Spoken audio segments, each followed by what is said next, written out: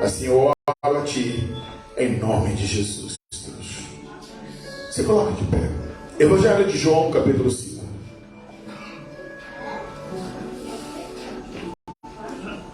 Evangelho de João, capítulo 5.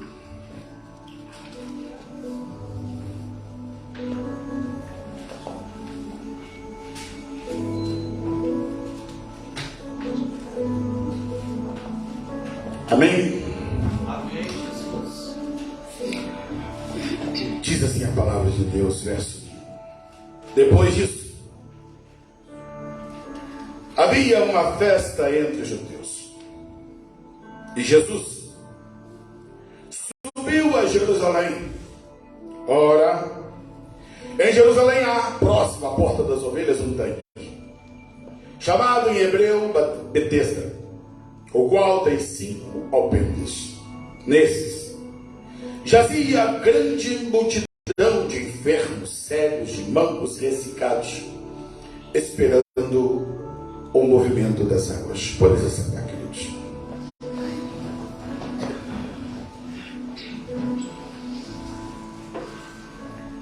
A Bíblia, ela não contém, ela é a palavra de Deus. A Bíblia é a nossa bússola.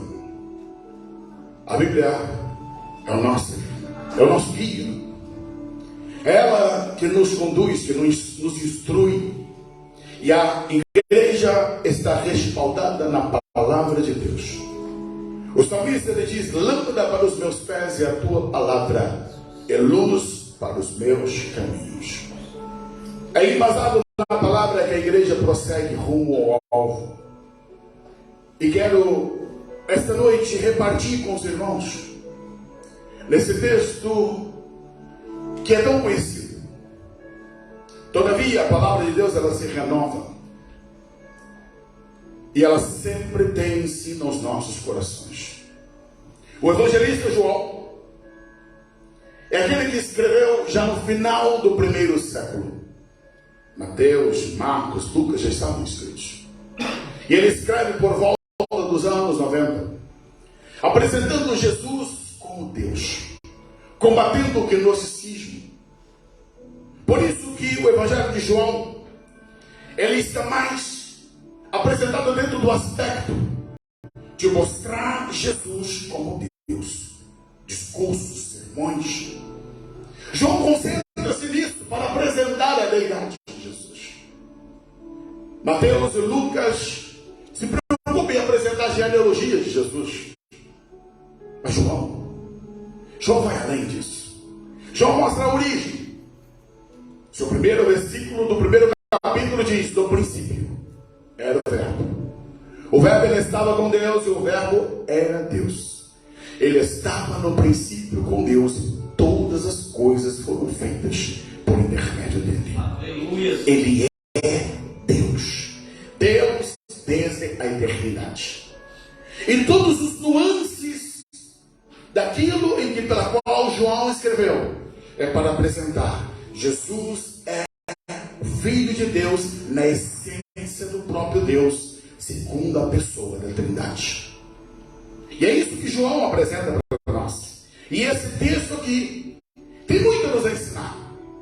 Jesus ele teve duas naturezas: a natureza divina e a natureza humana. Foi 100% homem, mas nunca deixou de ser 100% Deus. Porque ele nunca poderia deixar de ser Deus. Paulo tenta explicar o inexplicável e diz: ele esvaziou-se da sua glória, assumiu a forma humana, tornou-se semelhante a nós, por amor a mim e a você, para pagar pelos nossos pecados. E ele viveu como homem, mas na essência ele é Deus. E eu te convido para você permanecer com a tua Bíblia aberta, pois iremos olhar aqui alguns pontos e detalhes importantes que Deus quer ministrar aos nossos corações. Diz aqui a Bíblia no primeiro versículo do capítulo 5, que depois disso havia uma festa entre os judeus e Jesus subiu a Jerusalém. Jesus ele está indo para Jerusalém para participar de uma festa judaica. Os judeus tinham 3 festas principais: Páscoa, Pentecostes.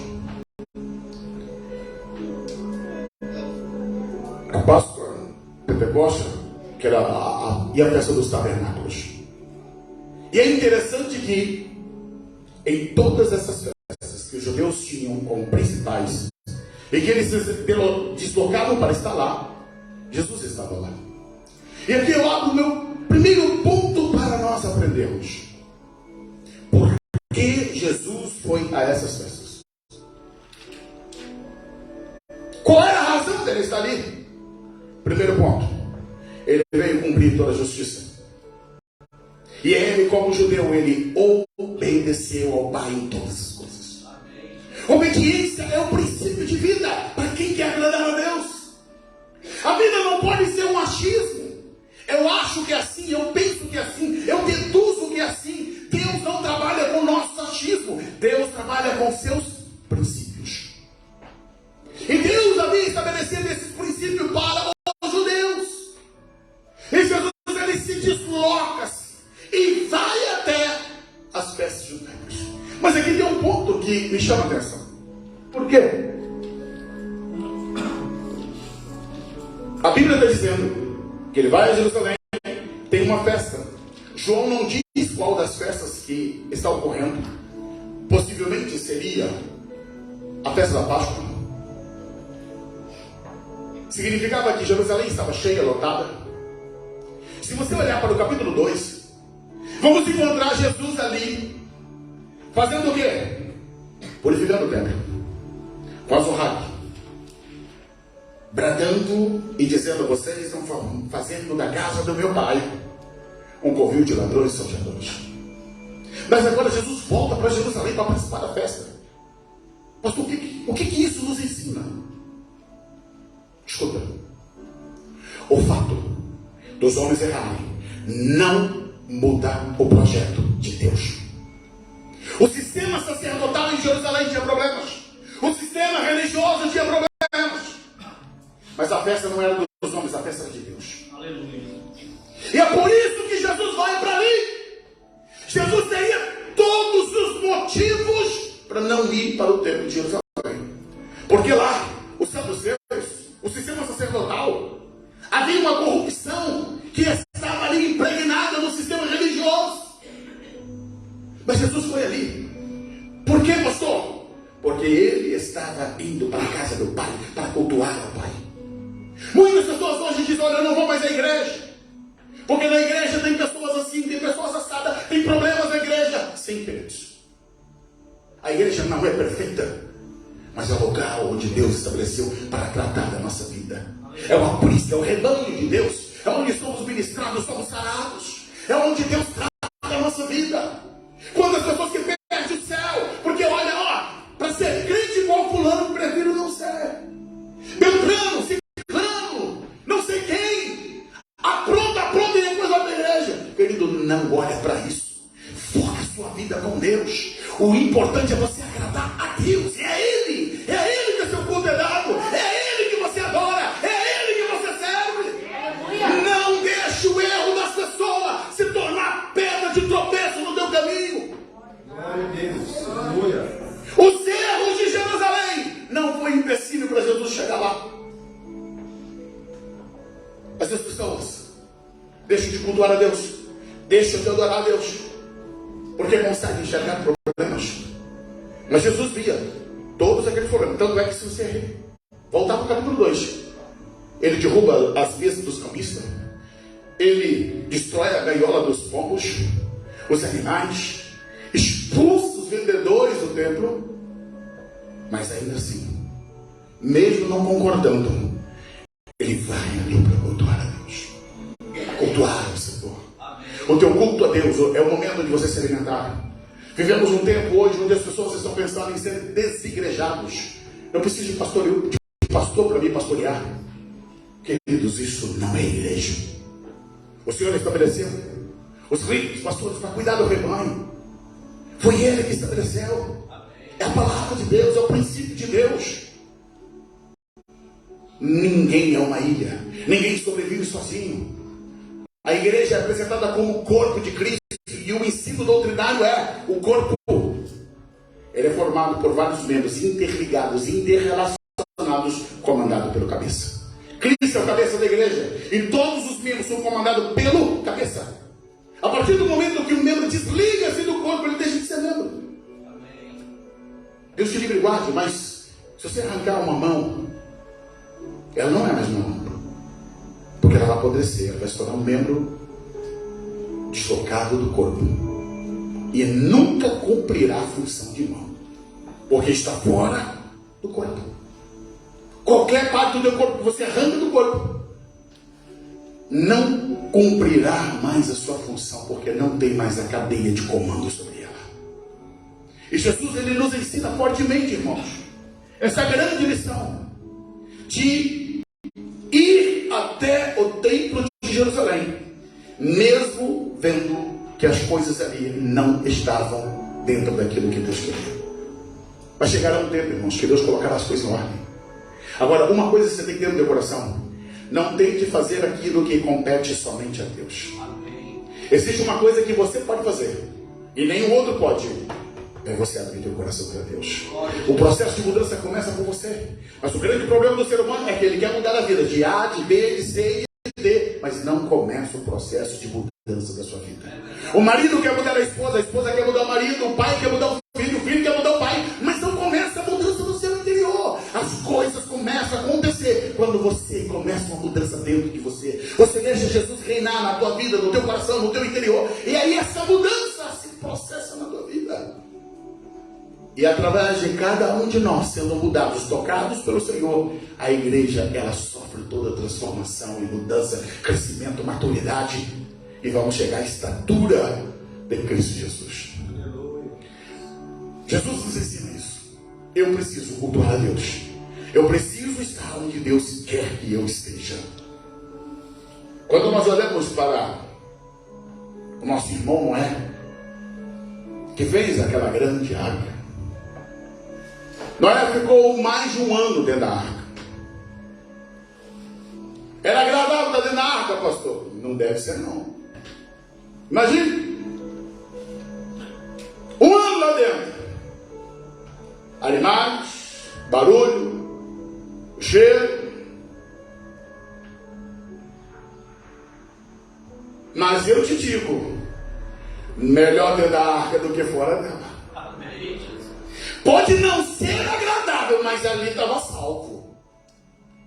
Fora da arca só tinha morte e destruição.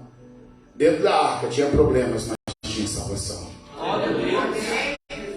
Dentro da igreja pode ter problema, pode ter dificuldade, mas tem salvação. Fora dela há uma destruição, um caos, um poder maligno que cada dia aprisiona vidas. Então glorifique a Deus, viva o Senhor, viva o propósito de Deus. Não se deixe embaraçar pelos problemas, pelas dificuldades. Outro ponto que me chama a atenção é que Jesus, ele vai à festa. E no verso 2, João diz que lá em Jerusalém havia ali um tanque, chamado Betesda. E que nesse tanque, ali, estava uma multidão de enfermos, cegos, mancos, ressecados. Pessoas problemáticas. Betesda era o local da dor. Betesda era o local dos desesperados e desesperançados. Traziam em si marcas do corpo, marcas de dor, onde os homens e a medicina não podiam mudar. Aglutinava aquela multidão de pessoas ali em volta daquele tanque. E por que, pastor? Porque havia ali um movimentar das águas, que de tempo em tempo ocorria. Qual tempo, pastor? A Bíblia não diz, só fala de tempo em tempo. Poderia ser de um mês em mês, de um ano em um ano, não diz quanto tempo, entre um movimentar das águas e outro. Mas diz a Bíblia que as águas eram movimentadas. Há toda uma discussão teológica se isso era mito, se é verdade, que eu prefiro crer que é verdade, e pronto, e nem está narrado na Bíblia. Eu não vou entrar nesse ponto, porque eu tenho outros pontos importantes aqui. Mas entenda uma coisa. Aquelas pessoas estavam ali dentro dessa expectativa de que o milagre de Deus ocorreria, o anjo movimentaria as águas e elas entrariam na água, e aquele primeiro que entrasse nas águas seriam curadas. Primeiro ponto que eu aprendo nessa questão aqui de Betesda: a esperança para aqueles que sofrem. Você só precisa ir para o local da esperança. Aquelas pessoas estavam ali em busca de cura, em busca de um milagre de Deus.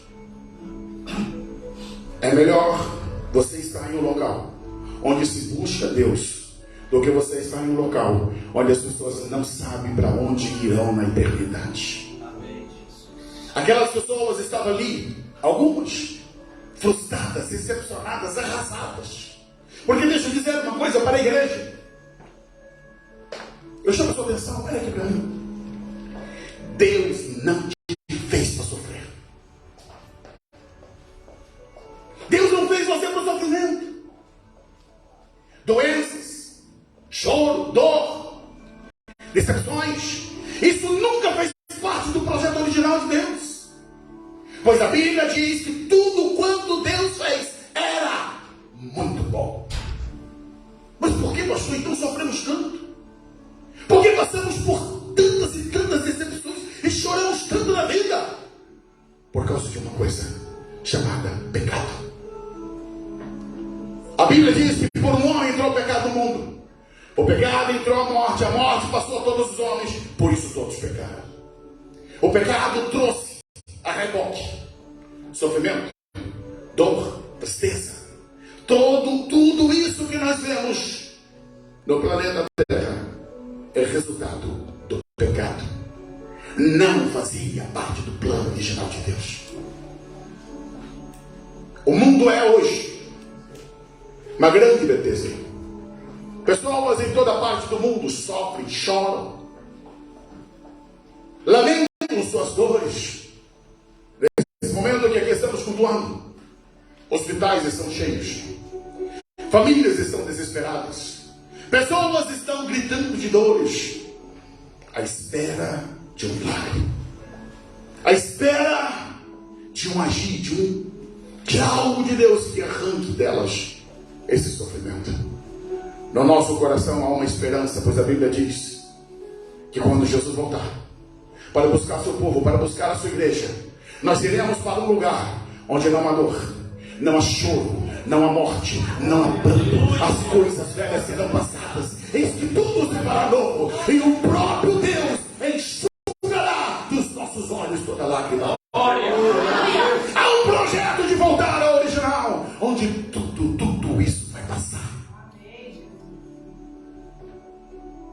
Voltando ao texto bíblico, ali estava essa gama de pessoas sofredoras. Cada dia essa multidão aumentava. Eu disse, conforme li no primeiro versículo, Jesus ele estava indo para Jerusalém para quê? Para festa. Ele está indo para uma festa. Porém, diz a Bíblia que antes dele chegar ao templo, na festa, ele vai até Betesda. Quando eu olho para isso, irmãos, eu vejo aqui que contraste, meu Deus. Que contraste. Jerusalém, em todas as festas, os judeus viajavam de todos os arredores do mundo para ir para Jerusalém. Jerusalém se apinhava de gente, se amontoava de pessoas juntos. Alguns vinham ali agradecer pelas colheitas, agradecer pelo filho que nasceu, e eram N situações. Havia cânticos, danças, juros, comidas, farturas, sim. Ali havia as festas de alegria. Mas, ao lado, um pouquinho próximo, estava Betesda. Em Betesda não tem cântico, não tem música, Não tem alarido, não tem riso, tem choro, tem gemidos, tem dores. E tudo isso em Jerusalém. Os que celebram e os que choram. Os que estão se alegrando e os que estão sofrendo. Não é diferente do contexto do mundo que vivemos hoje. Temos tantas pessoas felizes, pulando, saltando, jubilando, enquanto outras estão sofrendo, chorando, lamentando, juntando seus cacos, seus pedaços. Mas eu quero dizer para a igreja, não importa em que grupo você esteja, o Deus dos altos céus te ama e permanece com você onde você pisar a ponta do pé. Se você está no momento de celebração, de alegria, seja grato ao Senhor. Saiba que Ele é a fonte de todo gozo, de toda alegria. Ele é a fonte de toda celebração. Ele é aquele que cuida de nós. Mas se você está em detesta, em momento de sofrimento, de dor, de angústia, não perca a esperança. Deus te ama te ver onde você estiver. E é nele que está a esperança da tua vida, de mudança e de transformação. Deus não despreza os que estão celebrando, como também não despreza os que estão em sofrimento. Deus lida com tudo isso, irmãos, porque a vida aqui na terra tem esses contrastes, mas tudo isso tem uma data marcada para acabar. Há um prazo para terminar. A grande questão é que nós, seres humanos, queremos alterar o tempo. Queremos que as coisas aconteçam no nosso tempo, no nosso momento. Muitos de nós, a nossa oração é meio complexa. Queremos que Deus nos dê um controle remoto. Só aperta um botãozinho e as coisas da nossa vida vai resolvendo. Eu tenho uma má notícia para você. Deus não vai te dar nunca esse controle remoto. Porque quem controla tudo é Ele. Amém. E vai ser só no tempo dele, no momento dele, na hora dele.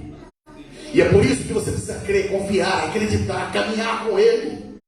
Deixar por conta dele. Aquietar teu coração. É como um filho pequeno que depende do seu pai e da sua mãe. Às vezes ele está com fome, mas a mãe diz, espera um pouquinho, estou preparando a comida. Mas o estômago dele está roncando. Ele tem fome.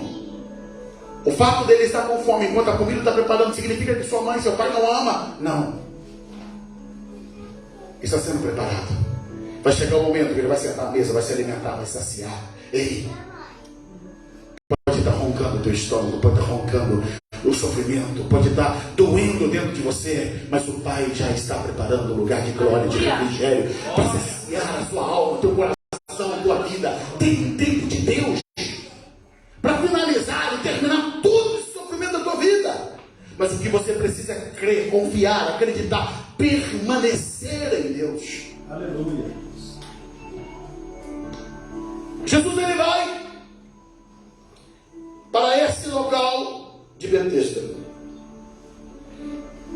E ali, diz a Bíblia aqui, no verso 5, estava ali um homem que havia 38 anos que se achava enfermo. É quase uma geração. Esse homem está há quase 4 décadas naquele local. Eu queria me deter um pouco aqui para te perguntar uma coisa. Responda só para você. Quanto tempo você está sofrendo? Tem quanto tempo que está doendo aí dentro? Existem feridas no corpo, irmãos, mas existem feridas na alma. Existem feridas dentro do coração.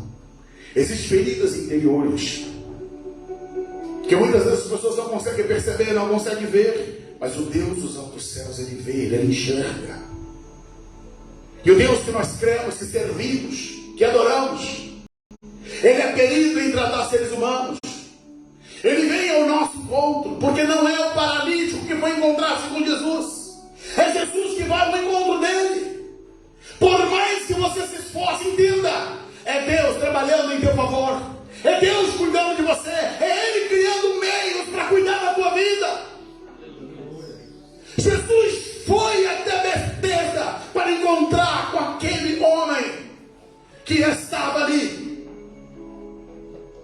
marcado pela dor, pelo sofrimento, e já fazia quase 4 décadas. Eu pergunto, quantos aqui tem menos de 40 anos? Levanta a mão assim, eu não posso levantar a mão. Eu acho que 50% aqui tem menos de 40 anos. Entenda? O tempo da tua vida, se você está chegando beirando os 40, é o tempo que esse homem estava ali, em sofrimento. Qual é a lição que eu aprendo com esse homem? Primeiro, ele foi em busca de cura. Segundo, ele não desistiu da sua cura. Passou um mês, passou um ano, 10 anos, 20 anos, 30 anos. Já estava em 38 anos e ele continuava ali. Persistência. Desistir jamais. Acostumar-se com os problemas da vida jamais. É você ter o teu foco. Se Deus permitir, eu ainda vou experimentar o meu milagre. Se Ele fizer, Ele é Deus. Se Ele não fizer, Ele continua sendo Deus. Mas eu vou ficar aqui esperando o meu momento. Eu vou permanecer firme. Eu não vou desviar. Eu não vou me afastar. Eu não vou procurar outro meio. Eu creio que é aqui que Deus vai resolver a minha vida. Aleluia. Muitas pessoas jogam fora as oportunidades de Deus por causa da precipitação. Não conseguem esperar em Deus. Não conseguem esperar no Senhor. Não conseguem permanecer firmes. Porque diz, Deus está demorando muito. Não é Deus que está demorando. Somos nós que estamos muito apressados. Deus entende que é sofrimento. Mas entenda, no tempo de sofrimento somos forjados. No tempo de sofrimento nós estamos numa escola de aprendizado. Tempo é problema para mim, para você, não é problema para Deus. Porque Ele é Senhor do tempo. O que você precisa descansar o teu coração e saber, Deus sabe o que está fazendo.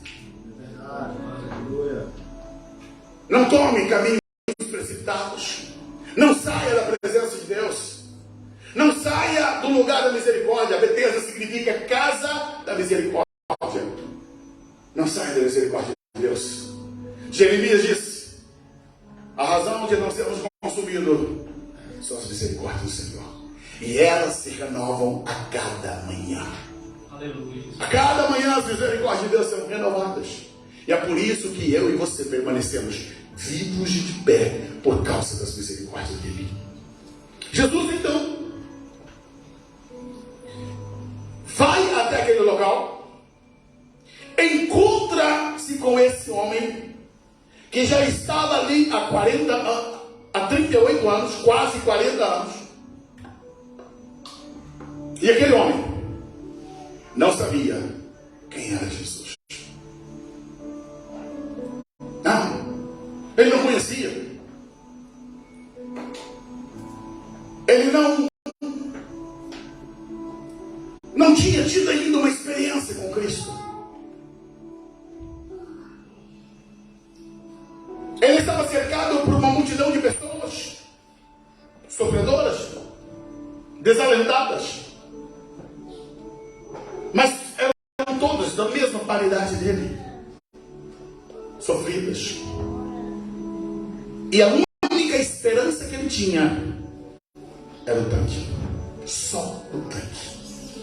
Era tudo que ele tinha. Mas uma coisa eu queria ressaltar aqui antes de falar do encontro desse homem com Jesus.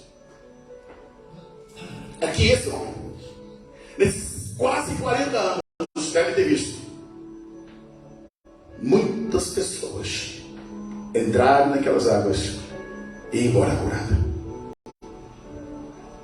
Aí dói, né? Aí fica a pergunta: por que fulano e não eu?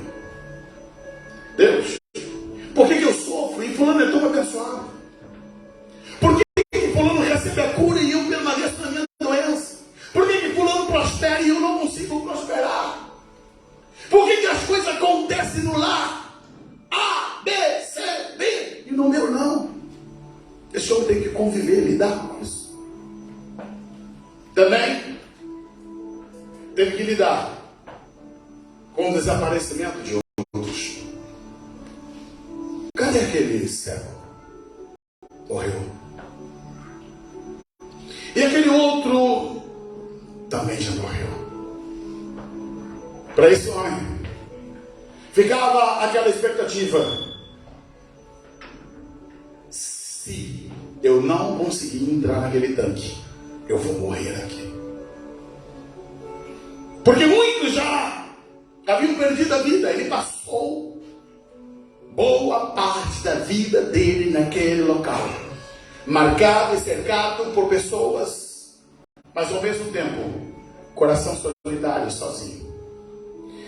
E diz a Bíblia que este homem tem um encontro.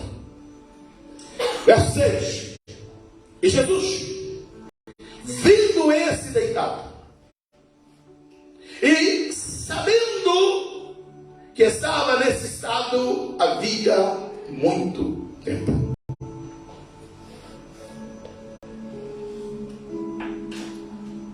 É glorioso olhar para esse texto. Como disse, vou só me repetir. Jesus foi para a festa em Jerusalém, mas antes de celebrar, ele vai ao encontro daqueles que sofrem. Ele veio ao encontro desse homem. E a Bíblia diz que Jesus vê aquele homem. Ele enxerga. Aquele homem não havia visto Jesus ainda, mas Jesus estava vendo ele deitado, remoendo nas suas dores. Jesus sabia quanto tempo ele estava ali. Escuta, Deus te vê no meio da multidão. Ele te distingue. Ele sabe quem é você. Ele conhece sua história. Ele sabe tudo. Ninguém precisa contar para ele.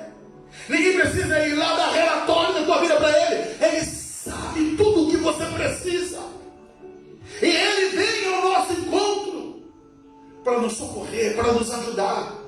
É por isso que ele deixou o céu de glória. Ele veio buscar e salvar aqueles que estavam perdidos. Aleluia. Ele veio ao nosso encontro para nos trazer de volta para Deus. Ele veio trazer para nós o ministério da reconciliação, pois estávamos condenados todos nós à perdição eterna. É por isso que ele veio, para nos resgatar de volta para Deus. E Jesus foi ali naquele local e viu aquele homem. Conseguiu enxergar aquele homem muito antes daquele homem ser enxergado Jesus.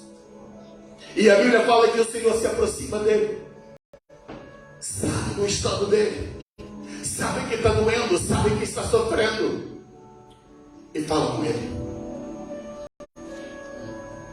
Deus continua falando com os homens. Às vezes você não percebe, mas Deus usa situações, Deus usa sonho, Deus usa vários meios para falar com você. Deus usa meios para ministrar na nossa alma, no nosso coração. Mas às vezes estamos tão insensíveis que não percebemos que Deus está falando conosco. Escuta, aquele homem, Jesus o viu, se aproximou dele, falou com ele, e ele não sabia que era Jesus. Quantas vezes Deus fala com você? Deus ministra sobre você, e você não entende que é Deus que está falando contigo. Aquele homem, cercado pela sua dor, cercado pelas suas decepções, ele não conseguia enxergar que o próprio Jesus estava ali para atender a ele. Diz a palavra, no verso 6, que Jesus se dirige àquele homem e pergunta: queres ficar são? Queres ser curado? Jesus, se ele está aqui é porque ele quer ser curado. É o óbvio. É o óbvio que ele queria ser curado. Mas Jesus questionou ele. Jesus perguntou para ele: homem, você quer ser curado? E por que isso? É o mesmo que Deus fala comigo e com você. Quer mudar de vida? Você quer ser transformado? Você quer ser curado? Você quer uma mudança em você? Não basta apenas, não basta apenas você estar no lugar certo, você tem que querer a mudança. Quantas pessoas que já se acomodaram com os seus problemas, com suas crises, com suas situações, e não estão mais dispostas a mudar de vida. Jesus questiona esse homem: queres ser curado? Quer mudar de vida? Quer ser transformado? Quer sair desse casulo que você se encontra? Lembre-se, ser curado significava mudança. Ser curado significava mudar a agenda, mudar a perspectiva de vida. Teria que se levantar dali e proporcionar uma mudança radical, porque aquele lugar nunca mais seria o seu local de frequência. Ser curado por Jesus significa uma mudança radical de vida. Não estaria mais ele naquele mesmo local que esteve durante 38 anos. É isso que Jesus pergunta: está disposto a mudar? Está disposto a sair daqui? Mas a resposta do homem, se a pergunta de Jesus parece ser não óbvia, a resposta do homem nos surpreende. Porque diz a palavra, no verso 7, que o homem então responde: Senhor,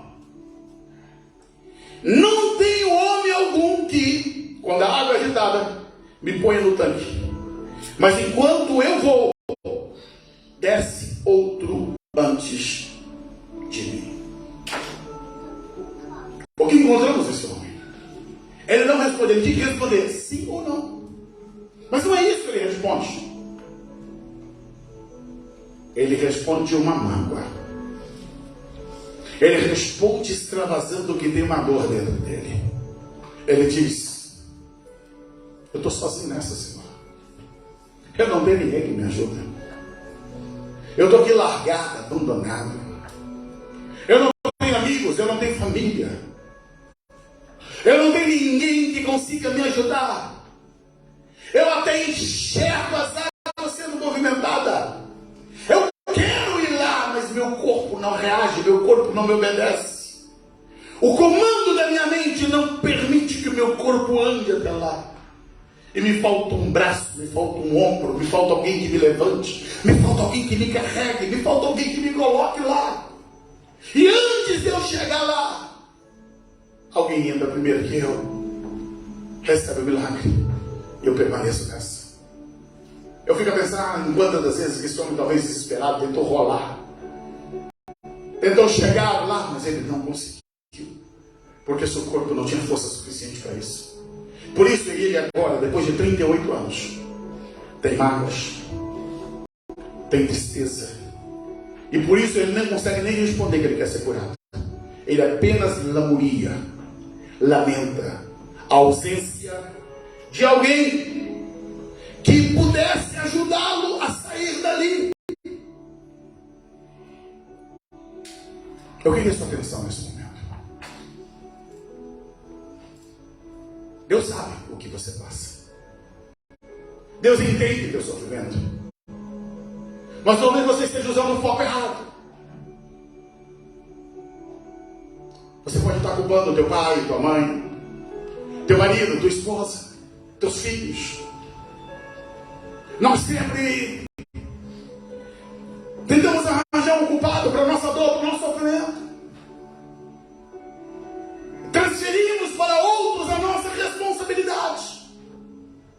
Escuta, talvez é possível, só estamos conjecturando, que no início, quando esse homem começou a ir para ali, algumas pessoas se predispuseram a ajudar. Mas o sofrimento dele não foi um sofrimento de um dia, irmãos, não foi de uma semana. Foi anos e anos e anos e anos. E com isso é automático. As pessoas, os amigos, a família, as pessoas teriam que tocar a vida. Não dava para alguém ficar ali 100% de tempo ao lado dele, porque não tinha hora marcada. Poderia ser a qualquer momento, poderia ser na madrugada, de noite, de dia. E ele não tinha condições financeiras para bancar alguém 100% ao lado dele. Por isso, esteve sozinho. Estamos cercados de pessoas. No trabalho, na escola, no núcleo familiar, até mesmo da igreja. Mas muitas das vezes nosso coração está solitário, está sozinho. Porque consideramos que ninguém nos entende, ninguém estende a mão, ninguém carrega. E lamuriamos isso, e isso só aumenta o nosso sofrimento. Porque um problema é não conseguir andar, o outro problema é achar que ninguém quer ajudar. O ser humano é limitado e eu preciso que você entenda isso. Por mais que teu pai, tua mãe, teu amigo te ame ou queira ajudar você, há limite para a ajuda humana. Às vezes o que você quer que as pessoas façam por você é uma coisa que só Deus pode fazer plenamente. A ajuda humana é limitada, ela tem limite. E às vezes as pessoas se frustram com isso. E carregam, só aumenta o fardo. Porque vem o fardo da frustração, da decepção. Fica com o coração pesado, amargurado. Cadê fulano? Cadê Beltrano? O telefonema não chega, a mensagem não aparece. E as lágrimas vêm. E cadê as pessoas? Escuta, você não está sozinho nessa multidão. Tem um Deus que te enxerga, tem um Deus que te vê. A Bíblia diz assim: pode uma mãe esquecer-se do filho que amamenta, todavia eu jamais me esquecerei de ti. Aleluia. Pode o pai, a mãe abandonar, mas eu jamais te abandonarei, diz o Senhor. O salmista, ele disse: ainda que meu pai e minha mãe me abandonem, todavia o Senhor sempre me acolherá. Amados, isso tem que estar no nosso coração. Nessa caminhada de vida não estamos sozinhos. Deus nunca nos largou e deixou a nossa própria sorte. Não, Ele do céu nos assiste. A Bíblia diz que os anjos do Senhor acampam-se ao redor daqueles que o temem e os livra do mal. Glória a Deus. Há uma mão de Deus que nos protege, que nos guarda, que nos livra. É por isso que o salmista disse: nenhum mal te sucederá e nem praga alguma chegará à tua tenda, porque o Senhor dará ordem aos seus anjos para que te guardem em todo o teu caminho. Aleluia. O Senhor Jesus, ele disse: eis que estarei convosco todos os dias até a consumação dos séculos. Glória a Deus. Ele está conosco.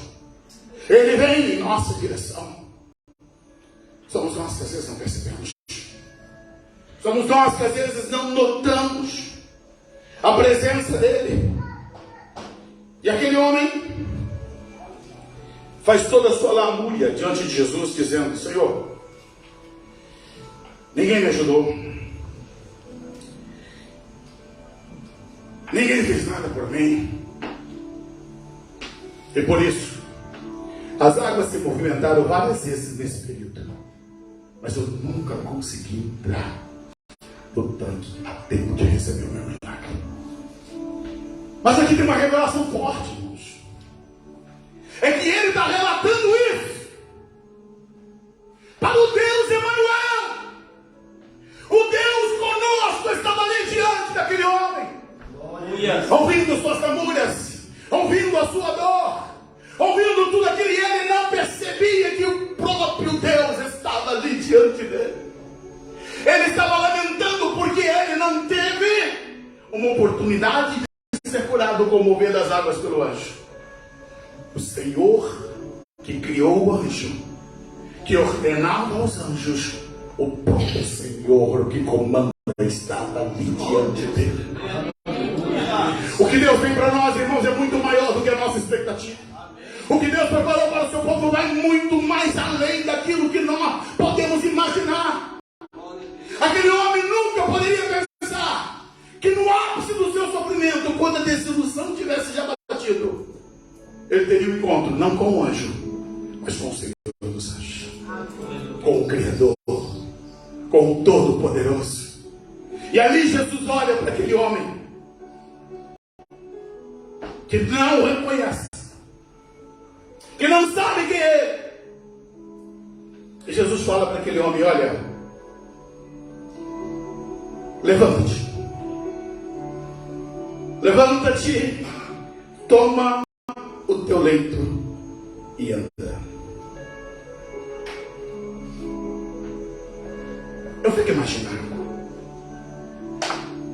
meu Deus, isso não foi em um gabinete, não foi no escritório, não foi chamado à parte. Escuta, se olharmos o verso 3 diz que ali havia uma multidão. Amém.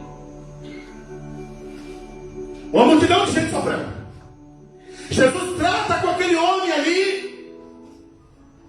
As pessoas estão em volta, não percebem talvez o diálogo, não sabem o que está ocorrendo, não sabem o que está acontecendo, mas elas vão conseguir ver o resultado do efeito daquilo que Deus estava fazendo. Aleluia. Jesus olha para aquele homem e diz: levanta-te, toma o teu leito e anda. Mas como assim, Jesus? Não tem força nas pernas, meu corpo não reage, não há possibilidade de fazer isso. Mas lembre-se, é o Deus Emanuel que está dando a ordem, é o Senhor absoluto que está dizendo: levanta-te. Podemos conjecturar e pensar, aquele corpo totalmente sem movimento começa a estalar, rejuvenescer, revigorar. As forças entram nos seus nervos e músculos, e de repente esse homem começa a sentir as suas pernas, passa a ter um movimento que ele já não tinha há mais de 38 anos. E ele consegue perceber que a perna reage ao comando da sua mente. E ele então se coloca de pé. Mas Jesus não fala que é só para ele se levantar. Não. Jesus está dizendo: levanta, toma o teu leito e anda. Aleluia, Jesus. Aquele local que ele esteve durante tanto tempo preso, aprisionado ali, naquele leito. Agora, ele toma aquele como fosse um colchonete, enrola aquilo, coloca nos ombros. Mas por que Jesus manda carregar? Para que todos soubessem: é Ele, é Ele. Todo mundo sabia quem era aquele homem, pois quase 4 décadas ele está ali. Ele joga aquilo que serviu de amparo, de cama para ele durante todo aquele tempo, coloca nos ombros e começa a andar no meio da multidão. E a Bíblia diz que Jesus, ele já desaparece em cena, e aquele homem vai andando. As pessoas podiam olhar para ele e dizer: não pode ser. Não teve um movimento das águas hoje, não teve anjo hoje. Olha, fulano está andando. Imagine o alvoroço de tudo aquilo. Imagine o rebuliço que aconteceu naquele lugar. Mas aquele homem, ele está andando. Oh, glória a Deus. Aquilo que era o lugar de angústia dele, de sofrimento, de dor e desespero, se tornou-se o troféu. Ele coloca aquilo nos ombros e sai carregando ele. Outrora ele estava preso, mas agora eu estou livre. Eu posso andar, eu posso caminhar. E eu termino dizendo, irmãos, para onde é que vai esse homem? Para onde é que ele foi?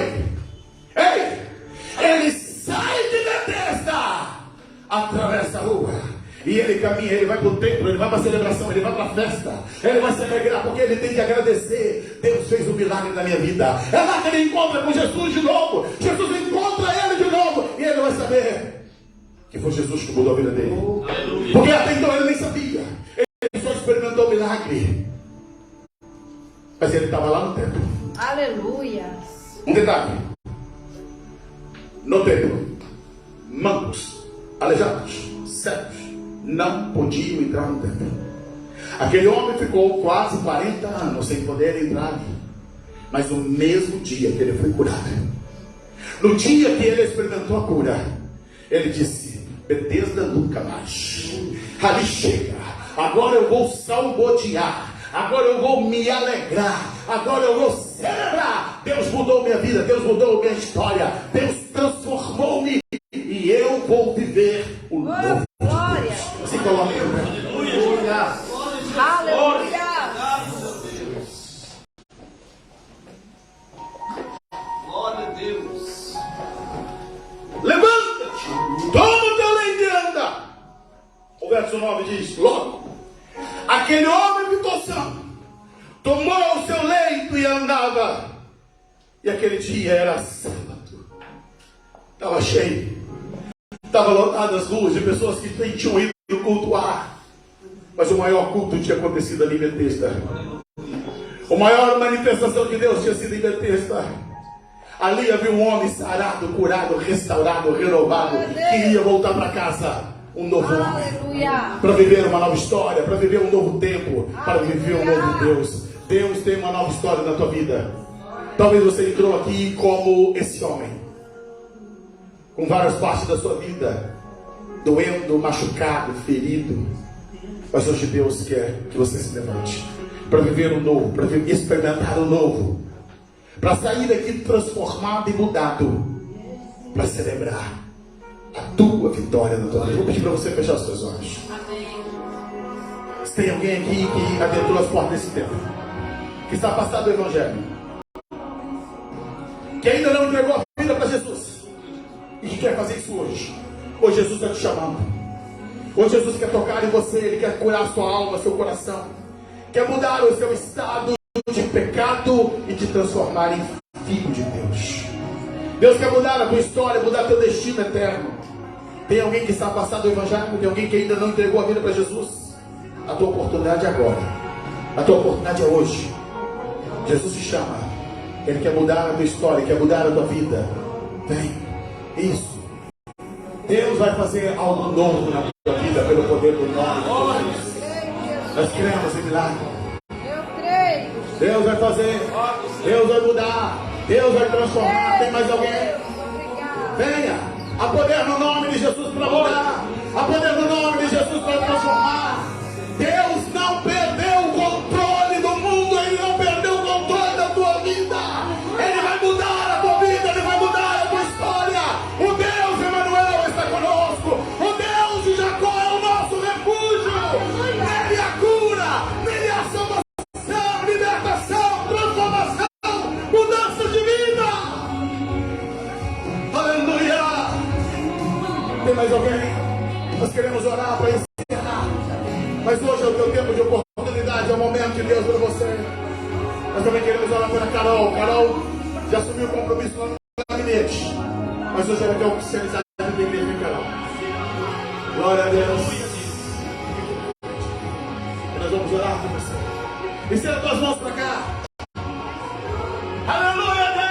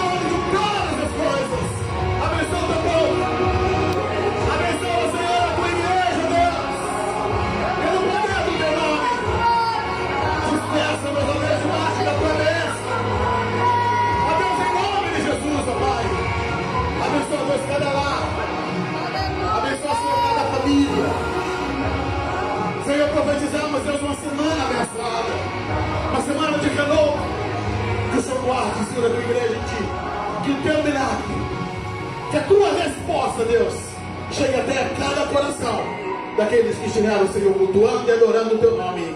Em nome de Jesus. Estenda as tuas mãos. Que o grande e eterno amor de Deus